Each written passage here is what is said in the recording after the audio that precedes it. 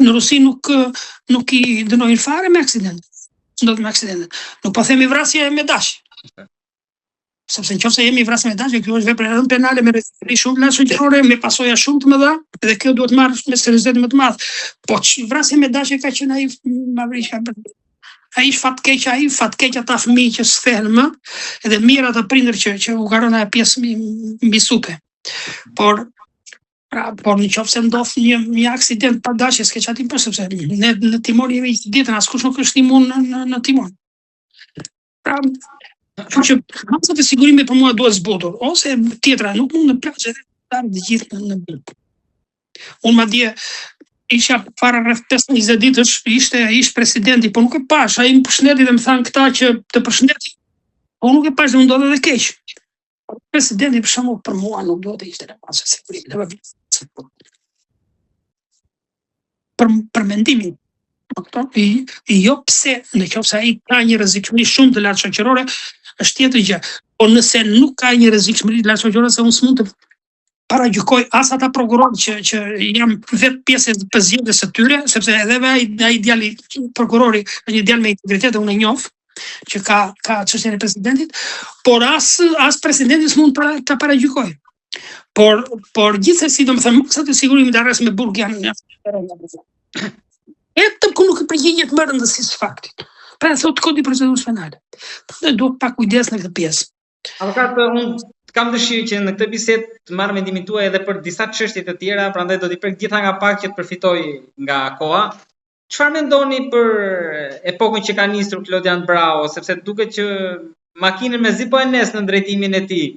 Ose ndoshta po bën një ndezje të kujdesshme, të avashtë. Nuk mund të thuhet që vrasje me dashje.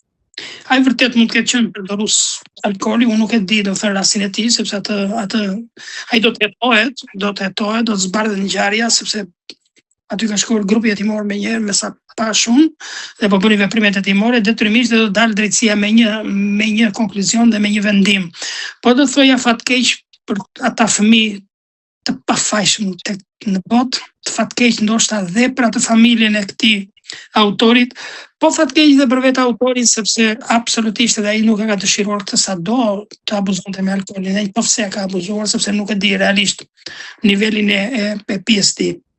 Kështu që edhimshme është, po për mua duhet trajtuar me kujdes, ka qenë një rast fatkeq, dhe këtu e nis fillimi dhe këtu e mbyll në fund. Po marzhi I dënimit për këtë sa mund shkojë avokat, sepse kemi pas diskutime për këtë që sa ndodhi ngjarje të ndryshohet kodi penal, të forcohet. Ajo është keli rregulla që çarkullimit të gorëve pasoi vdekje, domethënë më shumë se 2 persona ose 1 ose më shumë persona, po problemi aty tek domethënë niveli I dënimit. E ka mbi 10 vjet, nuk ka problem, këtu nuk diskutohet për pasojë do të sjell, sepse ne nuk duhet të kënaqemi dhe sikur me pushkatim ta dënosh atë. A e kthen dot ata fëmijë në jetë me ai? Absolutisht jo. Ky është një rast prandaj nisa dhe përsërita disa herë.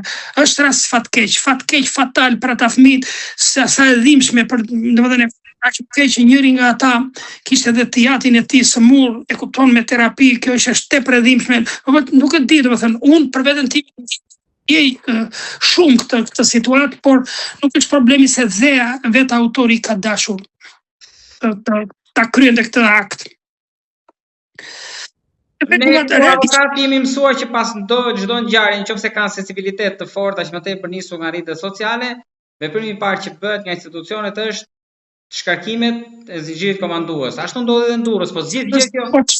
Po pse policia rrugore apo shefi I komisariatit apo drejtori I policisë dhe aksident? Kush më ban mua tani të dal nga zyrë tani dhe pif, të bëm tapë dhe dal në rrugë? Ai drejtori I policisë Tiranës do më mbaj mua apo ty? Absolutisht. Ky është një rast fatkeq, unë po them është e dhimbshme, nuk ka embër biles. Unë shpreh kushtimet atyre familjeve, sepse duke përfituar nga ky moment, edhe pse I dhimbshëm, unë shpreh kushtimet e sinqerta dhe Zoti ju dhën forcë për këtë fatkeqësi të madhe, sepse ju është vrarë drita e syve, s'ka asnjë vlerë jeta pa fëmijë. Kështu që nuk mund të them më tej.